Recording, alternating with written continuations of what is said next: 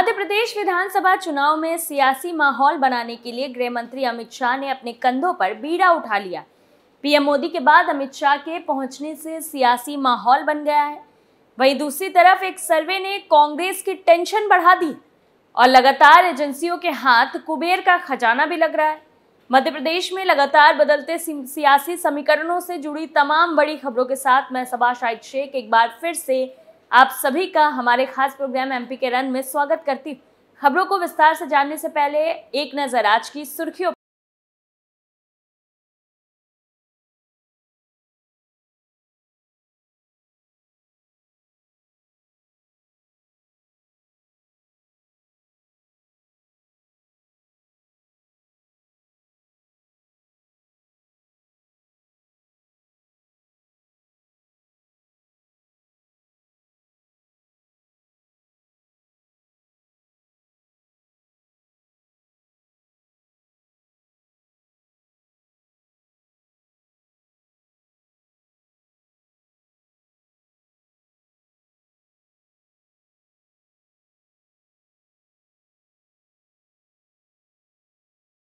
कांग्रेस पहली खबर में बात करेंगे गृह मंत्री अमित शाह के एमपी में दौरे की।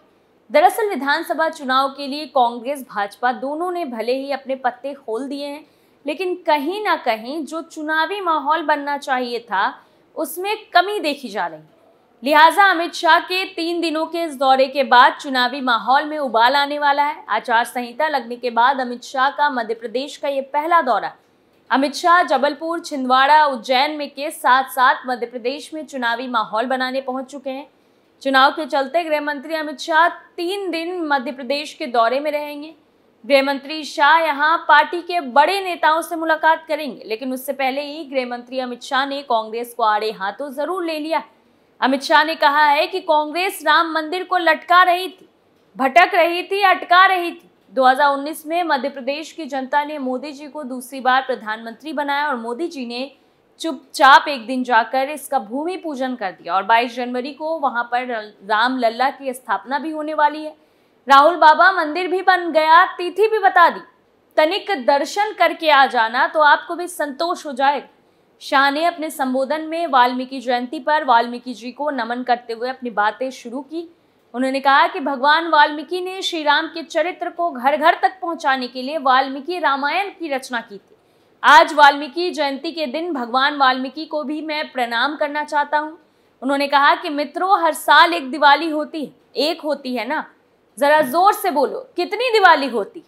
भाई, इस बार मध्य प्रदेश में 3 दिवालियां मनानी है। एक तो दीपावली आप मनाओगे तो एक दीपावली हो गई, दूसरा यहाँ जब सरकार की भाजपा की बनेगी पूरा मध्य प्रदेश दीपावली का त्यौहार मनाने वाला है, और तीसरा जब मोदी जी के हाथ से प्रभु श्री राम के मंदिर में रामलला का, भगवान श्री राम रामलला की स्थापना होगी, तब पूरा देश दीपावली मनाएगा।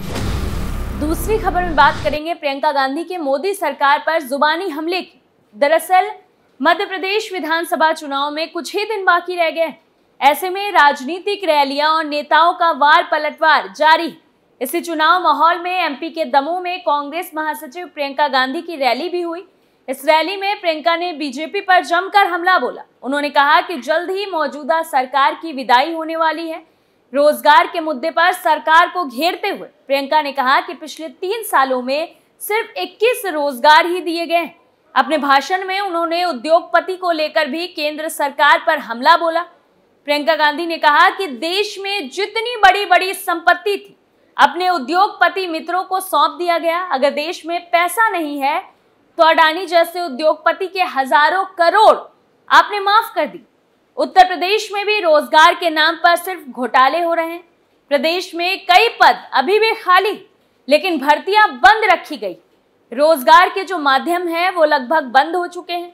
जनसभा को संबोधित करते हुए कांग्रेस महासचिव प्रियंका गांधी ने जातिगत जनगणना का भी जिक्र किया।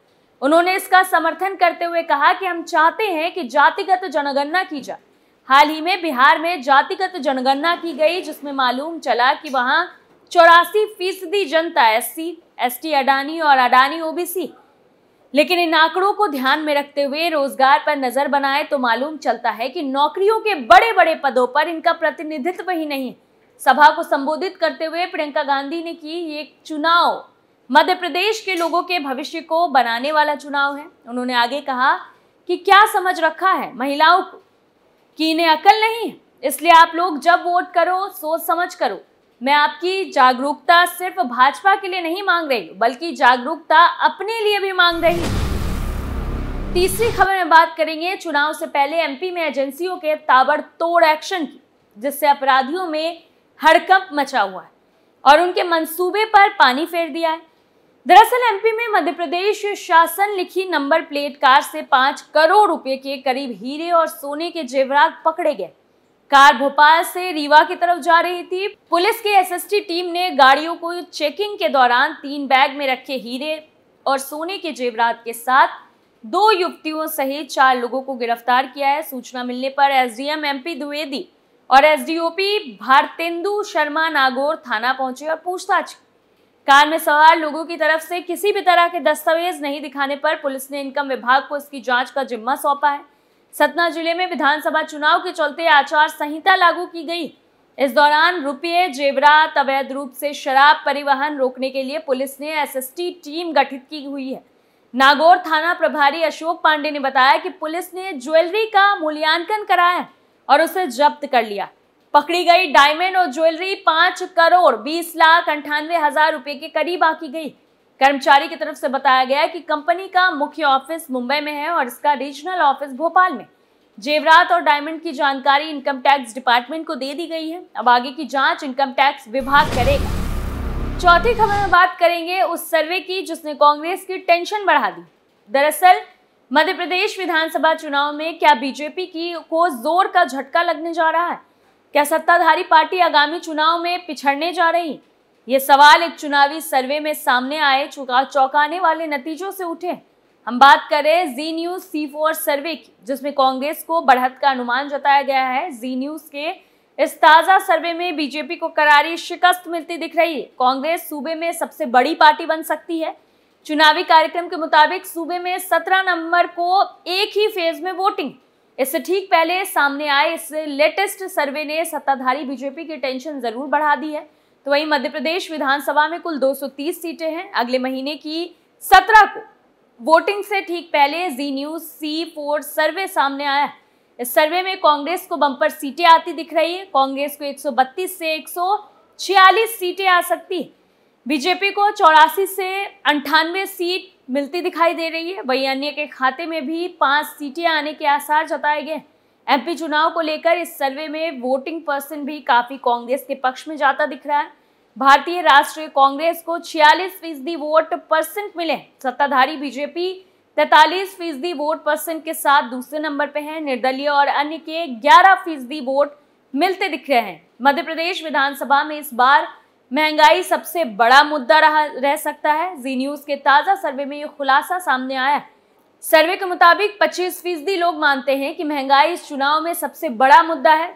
दूसरे नंबर पर बेरोजगारी, 24% लोगों ने इसे मुख्य मुद्दा माना है। भ्रष्टाचार को 12%, सीवरेज को 9% और पेयजल को 7% लोगों ने बड़ा मुद्दा बताया है। सड़क और स्वास्थ्य सेवाओं को 6%, शिक्षा को 4%, बिजली को 3%, कानून व्यवस्था को 2% लोगों ने बड़ा मुद्दा बताया है।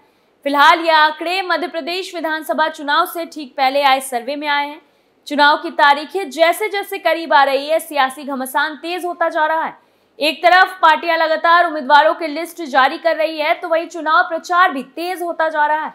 एमपी में मुख्य मुकाबला सत्ताधारी बीजेपी और विपक्षी पार्टी कांग्रेस में है। दोनों ही दल चुनाव प्रचार में जुटे हैं। पार्टी के दिग्गज नेता अपनी अपनी ओर से चुनावी वादे कर रहे हैं। सभी को इंतजार 17 नवंबर का है, जब एमपी में वोटिंग होगी। रिजल्ट 3 दिसंबर को आएगा। पांचवी और आखिरी खबर में बात करेंगे पीएम मोदी और सीएम शिवराज के खिलाफ शिकायत की। दरअसल मध्य प्रदेश के इंदौर में राम मंदिर के पोस्टर और नारे वाले चुनावी होर्डिंग लगाए जाने को लेकर कांग्रेस ने सत्तारूढ़ भारतीय जनता पार्टी के खिलाफ निर्वाचन आयोग से शिकायत की। कांग्रेस मीडिया विभाग के अध्यक्ष के मिश्रा ने कहा कि चित्रकूट में सरकारी कार्यक्रम में प्रधानमंत्री नरेंद्र मोदी और मुख्यमंत्री शिवराज सिंह चौहान शामिल हुए हैं। यह आचार संहिता का खुला उल्लंघन है। भाजपा ने यह होर्डिंग राज्य में 17 नवंबर को होने वाले विधानसभा चुनावों में से चंद रोज पहले लगाए। कांग्रेस का आरोप है कि अयोध्या में भगवान राम की जन्मभूमि पर बनकर तैयार हो रहे मंदिर की पहचान के चुनाव प्रचार में इस्तेमाल से आदर्श आचार संहिता का खुला उल्लंघन हो रहा है। के मिश्रा ने सवाल उठाते हुए कहा कि मुख्यमंत्री शिवराज सिंह चौहान बुधनी विधानसभा से भाजपा प्रत्याशी होते हुए सरकारी कार्यक्रम में कैसे शामिल हो सकते हैं। उन्होंने सरकारी कार्यक्रम में पॉलिटिकल भाषण दिया। मिश्रा ने कहा कि प्रधानमंत्री और मुख्यमंत्री के ऊपर आदर्श आचार संहिता के उल्लंघन का मामला दर्ज किया जाए।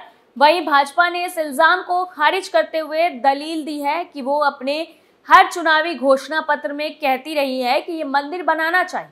कांग्रेस के प्रदेश सचिव राकेश सिंह यादव ने बताया कि शहर के अलग अलग स्थानों पर भाजपा के लगाए होर्डिंग में राम मंदिर के साथ ही प्रधानमंत्री नरेंद्र मोदी, मुख्यमंत्री शिवराज सिंह चौहान, भाजपा के राष्ट्रीय अध्यक्ष जेपी नड्डा और राज्य की अलग अलग सीटों से विधानसभा चुनाव लड़ रहे वरिष्ठ भाजपा नेताओं की भी तस्वीरें। यादव के मुताबिक इन होर्डिंग पर भाजपा के चुनाव चिन्ह कमल के फूल के साथ ही पार्टी का ये चुनावी नारा भी छपा है कि भव्य राम मंदिर बनकर हो रहा तैयार, फिर इस बार भाजपा सरकार। उन्होंने कहा है कि भाजपा के ये चुनावी होर्डिंग आदर्श आचार संहिता का खुला उल्लंघन है, क्योंकि संहिता में साफ है कि कोई भी राजनीतिक दल या उम्मीदवार अपने चुनाव प्रचार में किसी धार्मिक स्थल या उसके चित्र का इस्तेमाल नहीं कर सकता। हमने ऐसे होर्डिंग को लेकर निर्वाचन आयोग से शिकायत की। हमारे खास प्रोग्राम एमपी का रन में आज के लिए इतना ही। फिर हाजिर होंगे आपके सामने एमपी की बड़ी खबरों के साथ। तब तक के लिए आप बने रहिए कैपिटल टीवी के साथ। नमस्कार।